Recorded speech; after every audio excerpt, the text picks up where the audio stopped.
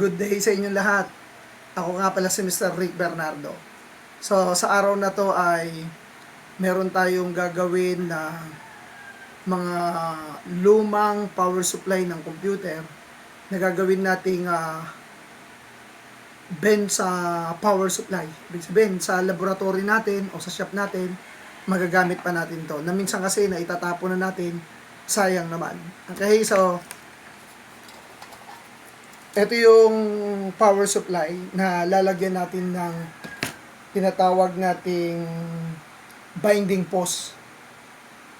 Of course, meron tayong kulay black. Lagyan natin dito sa negative.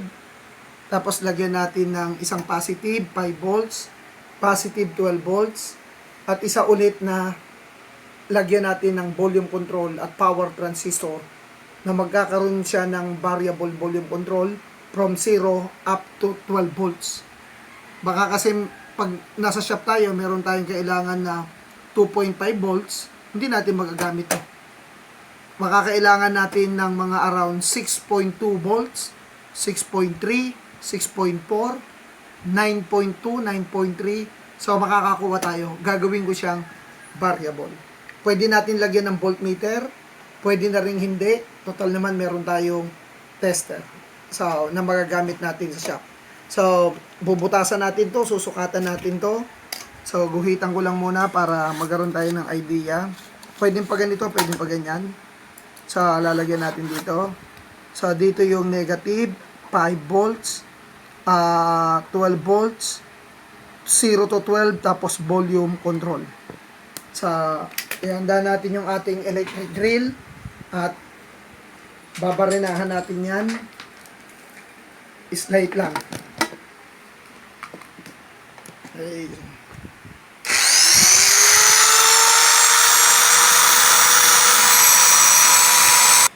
Okay, so ilalagay na natin ngayon isa-isa yung binding post. So, screw natin dyan.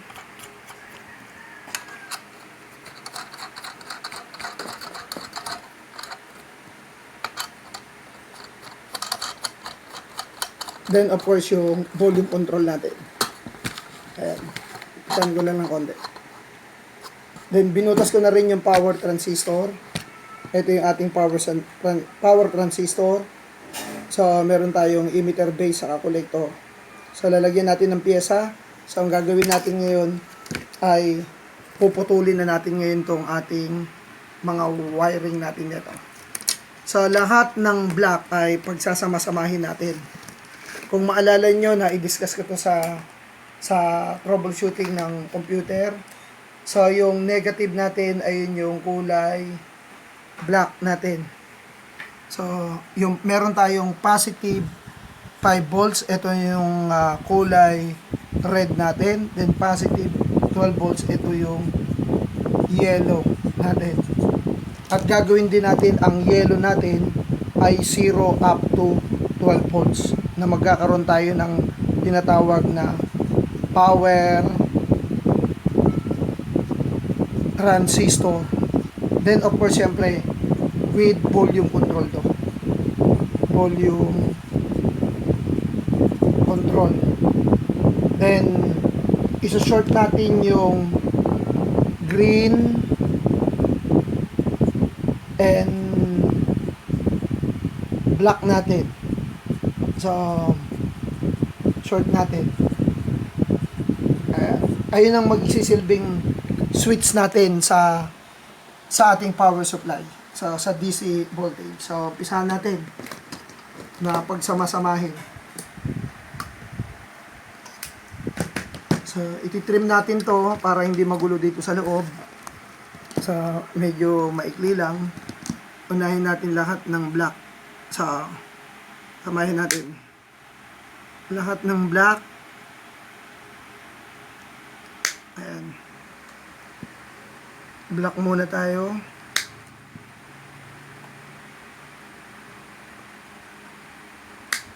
Pag napagdikit-dikit na natin, yung red naman ang isusunod natin para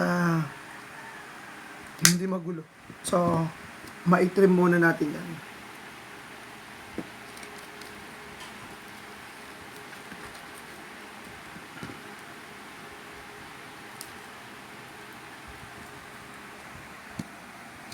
Okay, so ayusin natin ngayon itong lahat ng block para maayos at hindi magulo yung wiring natin, para lang tayong nagtitirintas na ito. Then pag nakuha na natin lahat ng block natin, pag samasamahin na natin yan, lagyan natin ng electrical tape para mamaya pag winahiringan natin to ay maayos. Kaya huwag nyo sanang itatapon yung inyong mga power supply. So pwede natin gamitin na pang project natin pag tayo nasa mesh shop natin. Sa susunod naman natin yung kulay red. Ito na yung red natin.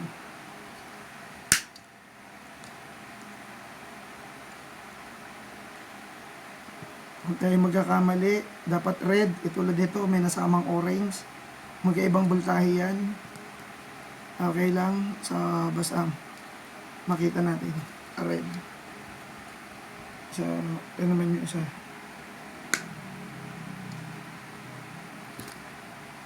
Tapos susunod natin yung yellow.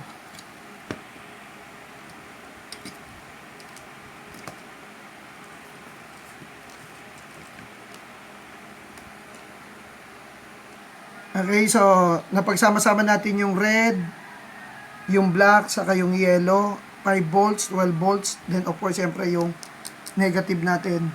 So, ang switch natin ay green, saka isang black. Isang black natin. Pag didikitin ko na, para malagyan na natin to ng tape. Ayun. Total naman meron na dito kasing power switch. Oh.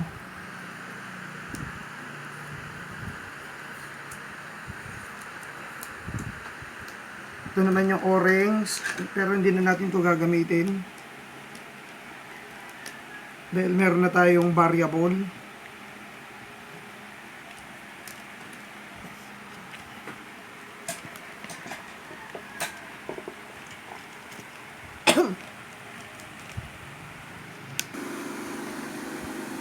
Okay, so napagsama-sama na natin yung yellow, yung red, then of course yung black natin. So ito yung tester natin, isasaksak natin ito sa 220. Isaksak natin ito dito. So at mapapansin nyo ay gagana na yung ating blower. Dito na lang pumokus. Ayan, ayan yung blower natin. So isasaksak ko. Pag on, ayun, umikot na kagad. Ito na, umiikot. So, susukatan natin ng voltage yan dito sa ating DC voltage. Kukunin ko yung negative voltage natin. Una kong sukatin yung red, yung 5 volts.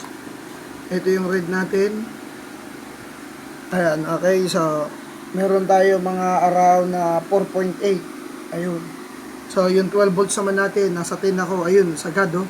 Okay, so lagay ko ng 50. Okay, so meron tayong 11 volts something.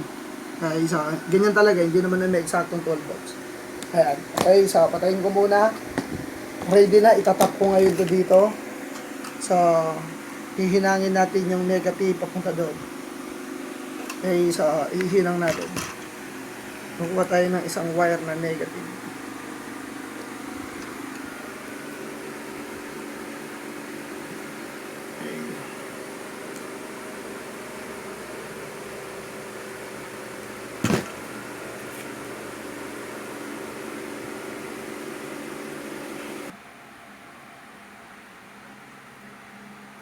So, tapos ko na siyang duktungan. Lagyan ko lang ng konting lead.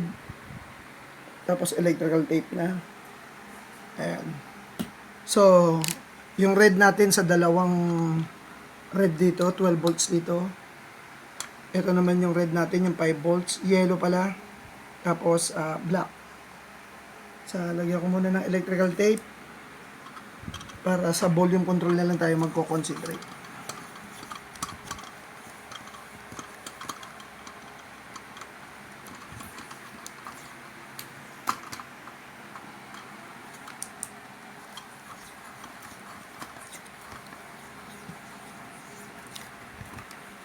Pwede tayong maglagay ng fuse dito sa negative para sama na lahat. So, later ko na lang ikakat to. So, maglalagay ako ng fuse dito. Wala lang kasi akong spare ngayon available. Puputulin ko dito, lalagyan ko na isang fuse. Para fuse na sa lahat. So, susunod nating i-wiring ngayon yung 0 to 12 volts. Kasi nilagyan natin siya ng power transistor. Sa para makita nyo, idadiagram ko muna. Ito siya. Ayan ang kalalabasan niya. Meron tayong negative, may 5 volts, may 12 volts. Ito yung variable. Ito yung kanyang volume control. Makakakuha tayo dito ng 0 up to 12, maximum 12 volts. Dahil meron akong ikinabit na power transistor dito. Ayun ang kagandahan nito. So, idadiagram ko muna kung paano to. Ito yung ating diagram. So, meron tayong power transistor na 2N3055. So, ito ngayon yung ating emitter. So, emitter, base, then of course yung collector natin. So, ito yung 12 volts natin, yung kulay yellow na 12 volts. Siyempre positive to saka negative. Maglalagay ako dito ng resistor, mga around 390 ohms, 1 half watt or 1 watt. Then maglalagay ako dito ng capacitor, positive, negative, 470 microfarad over 16 volts. Dito ako ngayon maglalagay ng volume control. Ito ngayon yung volume control ko. Ito ngayon yung papunta sa base natin. Ayan. Then of course, ito na yung positive, negative. Maglagay lang ako dito ng 0.1 microfarad over 50 volts na mylar. Ito yung diagram natin na gagamitin. So, ito yung i-assemble natin. So, ready na tayo ulit. So, ayun yung diagram natin. Lalagyan na natin ito ng wiring connection. Tanggalin pala natin to. Dito pala sila magkakasama. Ayan. According to sa diagram natin, kakabit natin sila magkakasama. Ayan siya.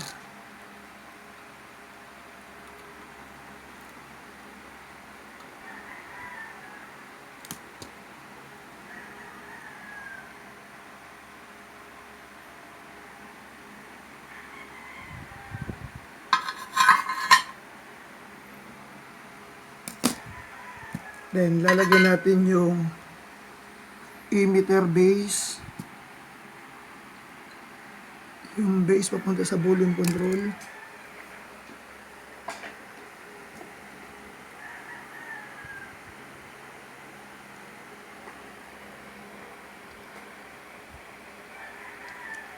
Kaya ingat lang sa paghihinang.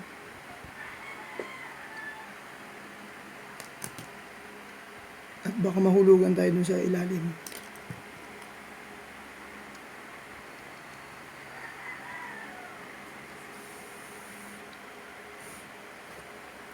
Okay, papasok natin yung dito sa ilalim. Ayan. Doon natin siya ngayon ihihinang. Sa gitna ng volume control. Ngayon, pag naintindihan nyo na, gusto nyong i-design sa PCB to, sa maliit lang. Pwede naman.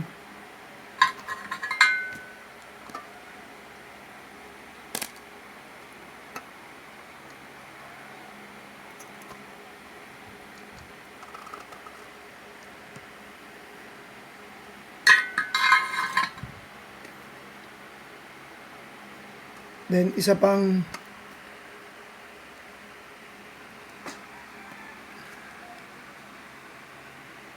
emitter natin, lalagay natin naman dito sa kabila.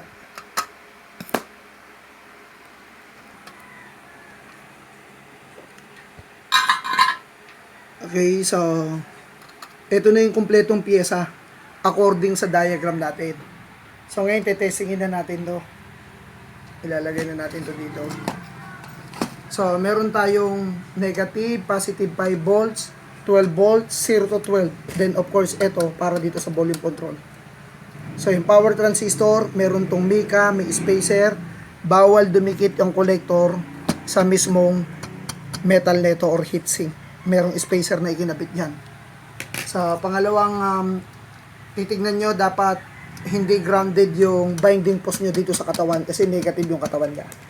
Okay, so ready, sasaksak natin. So, tignan nyo, umiikot yung blower. Ito, yung blower natin. So, check natin dito sa tester. Pakitignan nyo yung tester natin. So, ito yung negative natin. Ilalagay ko muna sa 10 to.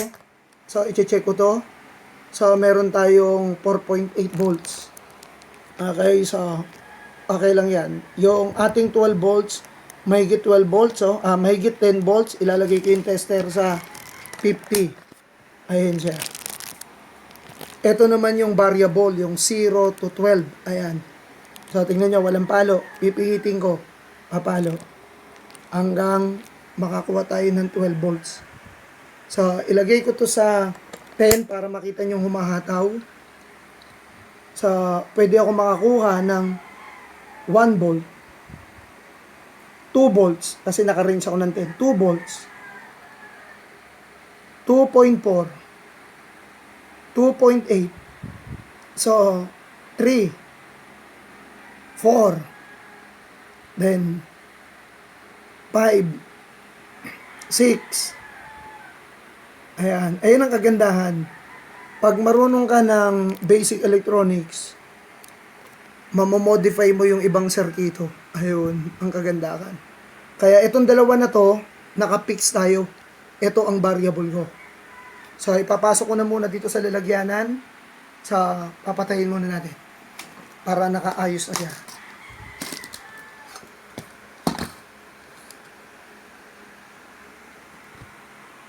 Ayos natin ito sa loob.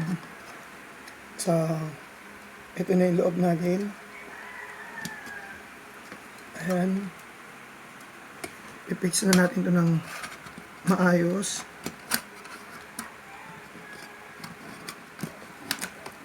At pwede pa rin ilagay ito para yung butas ay tagun-tagun siya. Ayun.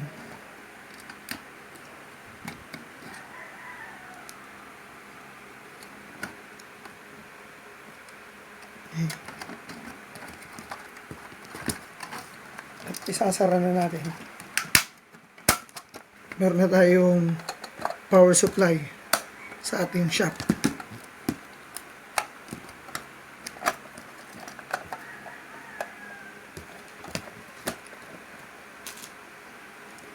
Lagyan ko na, ibalik ko na yung mga tornilyo.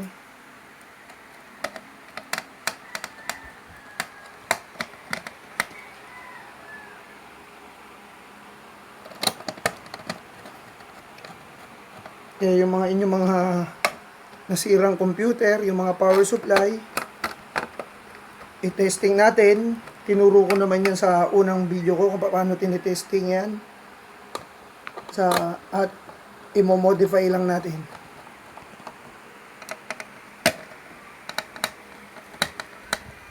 Okay, so lalagyan ko ng label dito. So ilalagay ko dito is negative. Ito ay positive 5 volts, positive 12 volts, then positive 0 to 12 volts. Ayun yung level niya. Then of course yung power transistor natin. So napakaganda ng nagawa nating power supply na magagamit natin. Okay, so muli po, maraming salamat sa inyong lahat at sana po ay nasa mabuti tayong lahat na kalagayan. Aprobado? Thank you sa inyong lahat. Like, share, comment, and subscribe to my channel. Pakipindot na rin po ang notification bell para lagi kayo updated. Thanks for watching!